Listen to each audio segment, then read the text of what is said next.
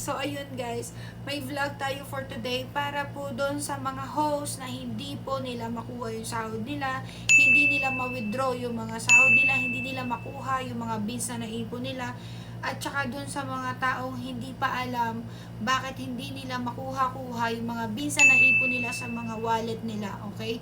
Meron po yan explanation sa vlog na to, and kung gusto nyo malaman lahat ng mga reason bakit hindi sila makuha, hindi sila ma-withdraw, is panoorin, tapusin nyo yung video na to. Palagi ko ito sinasabi sa aking vlog na kung gusto nyo talagang matutunan yung mga bagay-bagay dito sa Bigo guys, kung nasa Bigo na kayo at may mga case kayo na katulad nitong sinasabi ko na hindi nyo ma-withdraw, lalo na sa mga user ng apps na to, ito si Bigo, so ko siya ngayon. So ayun, thank you Bigo sa jacket. So ayun, i-explain ko dito sa video na to guys yung mga reason, okay, para rin may idea kayo. Alam ko kung bakit ka nanood sa vlog na to, kasi alam ko curious ka rin, baka masagot ko yung tanong mo na hindi mo makuha yung sahod mo or bills mo dyan, hindi mo ma-withdraw.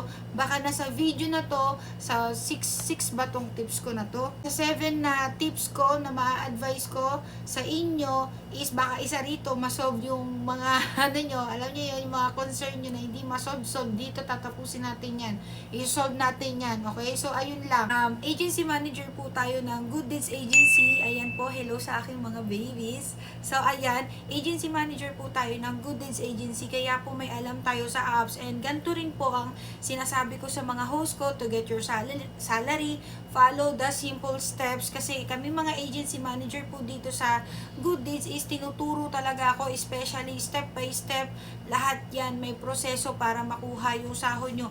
Mayroon kasing mga host at hindi nila sinusunod lahat ng step na yun, kaya doon tayo nagkakaproblema, okay? Eto na, umpisahan na natin para masolve na natin yung mga problema nyo, okay? Unang-una guys, sa Bigo, sa pag-withdraw is meron po ditong tinatawag na minimum withdrawal, okay? Bago po kasi kayo maka-withdraw ng mga bills nyo na naipon, kunyari meron kang bills na ganyang karami, ganito karami, ayan, tapos katulad nito, punta tayo sa account ko, meron akong $13 dollars. Hindi ko yan ma-withdraw kasi meron dyan 6,700 na bills na withdrawal. So, ilalagay ko dyan sa araw na yun, yung $13. Nakita nyo nag-red? Kasi hindi pa siya pwede guys. Sundan nyo to Kaya hindi nyo ma-withdraw kasi si ate kasi nag-chat sa akin, gustong-gusto niya nang i-withdraw yung bills niya. Eh ngayon, ang problema, hindi niya ma-withdraw kasi po may tinatawag na minimum withdrawal. Ayan $30 dapat yan. Eh sa akin, $13 lang. Kaya naglagay siya dyan ng naging red. Nakita nyo naman yung red. Ayan nakita nyo sa screen. Naging red siya. Kasi guys, may minimum po dyan na withdrawal. Kaya kung ako sa inyo, okay, sa number 1 kailangan po ang bills nyo dyan is 6,700 pataas bago ma-withdraw. Kasi magkakaroon kayo ng mark na red na hindi siya ma-withdraw. Okay? Ito guys, yung common to sa mga new host. Ito yung mga problema ko sa mga new host ko ng under ng Good Deeds. Is ito po yung problema natin, May tinatawag guys na with minimum withdrawal. Okay, next na tayo sa next na.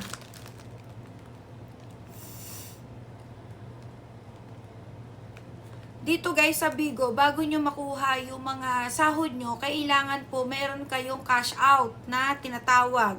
Okay? Ano ba yung cash out na tinatawag? Ito yung gagamitin nyo pang cash out. GCash nyo ba kukunin siya? Or Payoneer? Or Niyo? Meron na rin akong vlog dyan guys. Ayan, paano kunin yung sahod sa Niyo? Paano kunin yung sahod sa Payoneer? Paano kunin yung sahod sa GCash? Panoorin nyo lang po yung vlog na yan kasi step by step po nandyan. Okay? Yung iba kasi dito, nagsushortcut, nagmamadali silang kunin yung salary nila. Siguro dahil first salary nila, second salary nila, and malaki yung sahod nila. Excited sila. Guys, itong mga vlog na to guys, yung tatlo na to na vlog, na paano kunin yung sahod natin, yung mga options nyo na yan, may steps dyan. Hindi yan pwedeng nasa number 1 ka pa lang, gusto mo kagad, number 5 ka na kagad. Hindi siya ganun. Kailangan din yung ginagamit nyo na mga na tulad yan yung Payoneer, dapat verified yung Payoneer nyo para makuha nyo yung sahod nyo. Basta ganun, may step by step siya na gagawin nyo, na susundan nyo. Huwag kayong mag-shortcut kasi hindi nyo makukuha yung sahod nyo dito, okay? Yan po ang ating number 2. Bakit ko to sinishare sa aking YouTube channel is gusto kong tulungan yung mga host na user ng apps na to na baka nahihirapan din kayong kunin yung sahod nyo. Sundan nyo lang to guys kasi ito yung pinapagamit ko sa mga host ko. Hopefully wala naman nagre-reklamo, nakakuha naman nila. So ayun, sundan nyo lang, but don't forget to subscribe, okay? Kung nakuha nyo yung sahod nyo, baka naman. Ayun lang. Next, number 3. Eto, baka naman asang-asa ka na gusto mo makuha, gusto mo ma-withdraw yung sahod mo, hindi ka naman nagpakota. Okay, mamaya abang na abang ka dyan sa sahod. Wala kang beans kasi hindi ka nagpakota. Dito kasi guys sa Bigo, kailangan nagpapakota para may sahod ka. Kaya huwag kayong magtataka, bakit wala kayong sahod? Wala kayong withdrawin kasi dito po sa Good Deeds Agency, sa agency natin is kailangan po dito kota ka sa beans quota, may hours quota, tapos may days quota rin kami na dito guys bago kayo sumahod. So yun yung tatlo guys. Pag nagawa niyo yung tatlong formula na yan, sasahod lang naman kayo. Okay, beans, hours, and days.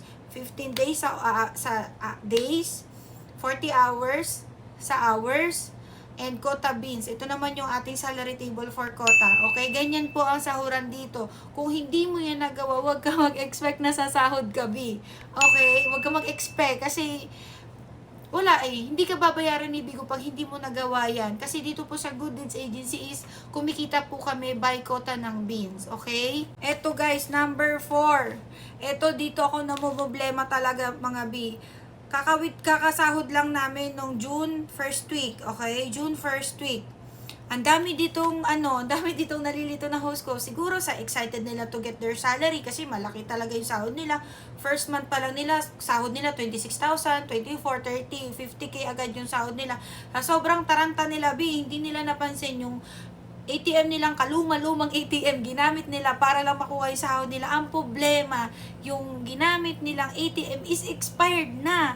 So, hindi nila makukuha yung sahod nila. Kaya ako sa inyo, sa mga user ng apps na to, huwag kayong gagamit ng expired na ATM. Kasi kahit nakagawa kayo ng account na gamit yung ATM na yon, hindi papasok yung sahod doon kasi expired na yung ATM, yung bangko hindi na nagwo-work. 5 po yung host ko na nagka-problema nito. Pero nabalik naman yung sahod nila, hindi nag-go through yon. Binalik po yon sa mga account nila sa Bigo kasi si mismong Bigo mismo nagsabi na hindi na working yung bank account na ginamit nila. Kaya dyan sa mga gagamit ng ng mga ATM, mga bangko o ano pa yung ginagamit nyo to get your salary, siguraduhin nyo pong working po yung mga ATM nyo kasi di nyo talaga makukuha yung sahod nyo. And ito pa, hindi lang sa ATM, sa GCash. Kasi pwede po natin kunin yung mga sahod natin by GCash. Ang problema, yung GCash nila is hindi nila alam yung PIN. Yung pala yung GCash, may PIN pala yan. Wala kasi ako GCash, kaya hindi ko alam yan. May PIN pala doon sa GCash, mga B. Ang nangyari, hindi niya alam yung PIN. Malay ko ba kung ano yung PIN mo, ikaw yung owner ng GCash na yan. B, kamote tayo, B, kaya wala tayo GCash, no? So, ang nangyari ngayon sa host is, hindi niya makuha yung sahod niya. Kaya kayo, wag kayong gagamit ng GCash kung hindi nyo alam yung mga password ng GCash nyo. Kasi di ba si Carl kasi, meron siyang GCash, may PIN yun, ite-text kasi yung PIN na yun, hindi niya ma-input kasi nga, hindi niya alam yung hindi niya alam yung PIN. May PIN kasi na tinatawag doon sa GCash. So, ayun lang. Okay, yun yung number 4 natin ha. Huwag gagamit ng expired, hindi na working na ATM, at hindi alam yung GCash password nyo or PIN. And until now, nangyayari to sa mga host ko. Kasi syempre, iniintindi ko na lang sila dahil bagong user sila ng apps na to and bagong host din sila ng aming agency. So, normal lang yan, B. Walang perfect agad dito. Kaya ito, kinontent ko na para dun sa mga parating na host, sa magiging user ulit, at sa mga gustong kumuha ng mga sahod nila. At para alam nyo rin to ba? Eto pa guys, okay, number 5. Eto, ang dami nagkakamali dito. Syempre, alam ko naman, excited lahat tayo to get our salary kahit na pang 10 beses na natin sumahod dito, 20 times na natin sumahod dito. Hindi nyo po makukuha yung sahod nyo kapag kinlik nyo ang exchange. Ana, diamond. Ayan na. Guys, tandaan nyo talaga to kasi hanggang ngayon, ang dami rin nangyayari dito sa mga host ko sa sobrang taranta nila, B. Imbis na exchange yung dollars ng ikiklik nila, nakiklik po nila yung diamond. Hindi nyo talaga makukuha yung sahod nyo kasi yung pera nyo, magiging diamond po yan. Pera na naging diamond pa. Kaya wag kayong magpapanik. Oo, excited din ako. Kahit naman ako, B, kahit 6 years na ako dito, talagang excited pa rin ako. Siyempre, sahod yun, B. Pera yun eh. Sahod yun eh. Pero alam nyo ba, kinakalma ko yung sarili ko na hindi ako malilito. Kasi yan guys, ang dami nagkakamali. Sinasabi ko na sa inyo, hindi nyo makukuha yung sahod nyo kapag kinlik nyo yung exchange diamond. Dapat dito kayo sa baba. Okay? Yan, exchange reward dapat yung ikiklik nyo. Next naman is number 6, okay? May makikita naman kayong failed or progress na yung sahod nyo, okay?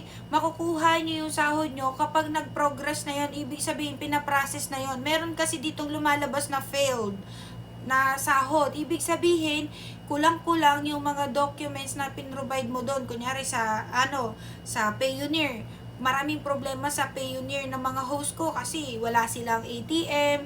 Yung pala, hindi nila sinabi sa akin, yung ATM pala na ginamit nila, isa papa nila. Tapos, iba nakapangalan yung Payoneer. Kasi dapat si Payoneer, kung kanino nakapangalan si Payoneer, ganun din dapat yung ATM na ilalagay nyo. Dapat magkapareho silang may-ari ng ATM, may-ari ng pangalan ng ATM. Ang ginawa kasi ng isang host, iba yung may-ari ng ATM, iba rin yung may-ari ng Payoneer. Dapat po magkapareho yun para wala kayong problema. Okay? Kasi mag-field yun. Okay? So, pagka mali-mali naman kayo dyan sa Payoneer, binabalik naman yan after 15 days ata, 7 days. Pag mali-mali yung mga fill up nyo dyan, sa pagkuha nyo ng sahod, yung bins nyo, babalik po yan sa mga wallet nyo, sa account nyo mismo. Kaya huwag kayong mag-worry. Okay, babalik yan pag mali-mali yung pag-fill up nyo. Number 7, ito naman guys, syempre nakuha, common din to na nangyayari, no?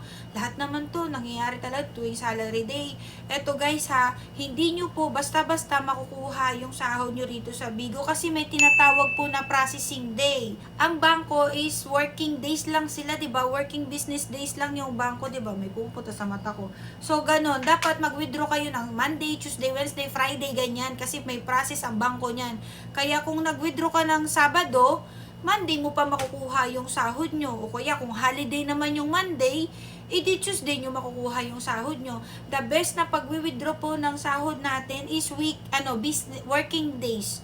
Okay, working days, business days, ganyan na tinatawag. Din dito guys, tinatawag kunyari sa Payoneer. Sa Payoneer, 10 days yan bago pumasok sa sahod nyo. Sa GCash naman, isang araw lang. Sa Nium naman, minsan isang oras lang. Ganyan, depende yan. Basta may 1 to 5 days. Meron mga ganyan. Pero sa 1 to 5 days, ibig sabihin doon, sa 5 araw na yan, dyan papasok sa mga araw na yun yung sahod mo. Sa Payoneer naman, kapag 1 to 7 days, ibig sabihin sa 7 araw na yan, dyan yung mga araw na yan, napapasok yung sahod mo. Hindi yan basta-basta agad kasi pinaprocess pa yan nila. Pinaprocess ni Payoneer, yung sahod mo pupunta sa ATM, hindi yan papasa agad, tapos pera hindi ganun, B. May processing na tinatawag dito, okay? Hintayin nyo lang na pumasok yung sahod nyo kasi papasok naman yan kung tama naman din yung pinaggagawa nyo. Basta wag nyo lang itapat ng holiday, Sabado, Linggo. Okay, papasok yan, B. Kalma. Number 7, ito naman, last na. Ito, hindi nyo talaga makukuha yung mga sahod nyo pag mali-mali kayo sa pag-input ng sahod ng bank account nyo. Kunyari, ito si Payoneer. Si host, kinuha niya yung sahod niya gamit ng Payoneer. Yung bank account niya, mali-mali. O, hindi talaga yun mag-go kasi mali-mali yung bank account mo. Okay, sa GCash naman, 'di ba? May GCash number 'yan. Mali-mali rin yung na-input mo. Hindi rin 'yan lalabas. Ganun lang din siya. Kaya kayo, pag mag-i-input kayo ng mga information, lalo-lalo na pag kukunin niyo yung mga sahod niyo, dahan-dahan po tayo mag-fill. Huwag po tayong magmamadali para tayong hinahabol ng 10 kabayo, B. Kasi dito guys sa Bigo, ang trabaho nila is isend sa atin yung sahod natin sa mga account natin sa Bigo, 'di ba? Tayo naman ang trabaho natin is to get our salary kasi dito guys sa Bigo, self-withdrawal ha, ikaw yung kukuha ng sahod mo. Kaya nga yung mga host ko dito kapag salary day, lagi ko talaga silang ginugulo sa GC lahat. Bahala na kahit 3 times ako mag-announce doon, 4 times. Wala pang sahod B, 3 times bago 3 days bago sumahod, nag-a-announce na ako dyan, paulit-ulit na guys, ito yung sahod ha, sa sahod dyan, maggawa na kayo ng account, tamang information, tamang bank account, tamang GCash ang gamitin nyo, o anumang account yan, dapat tama lahat para mabilis makuha yung sahod. Kasi the more na mamamali tayo sa pag-i-input ng mga bank account, ng mga GCash natin account, ganyan, wala, hindi mo makuha yan by basta-basta kasi ikaw na yung may fault nun kasi ikaw lang naman yung may access sa account mo account ko ba na-access nyo, nabubuksan nyo ba? Hindi, 'di ba? Kasi tayo pong mga may-ari ng sarili nating mga Bigo account, tayo lang po ang may access doon sa ating mga account. Kaya ayun, dandan kayo mag-fill up, no? So ayun lang ang ating vlog for today. So agency manager po tayo ng Good Deeds Agency. Baka wala pa po kayo agency kasi dito guys sa Bigo kailangan dito ng agency ha. So welcome kayo sa ating Good Deeds Agency. Dito lang po kayo mag-chat sa aking FB ha. May Blue Badge, 60,000 ang followers at ang aking 2 anak. Yan lang po ang hanapin nyo, yan ang profile ko. At saka may Blue Badge, importante yan. Diyan kayo mag-base kung ako talaga yung kausap nyo kasi hindi po ako nakikipag-usap sa TikTok, sa IG, sa Telegram or kahit saan. Dito lang ako tumatanggap, nakikipag-usap sa lahat po na nag-a-apply. Okay? Sana nakatulong ang aking video, ang aking vlog sa mga taong gustong kunin yung mga sahod nila pero hindi nila makuha. I-share mo naman tong video na to kung may kakilala, kakaibigan ka na nahihirapan to get their salary. Okay? Para share your blessing, ganon. So, yun lang ang ating vlog for today. Don't forget to like and subscribe. Okay? Bye-bye!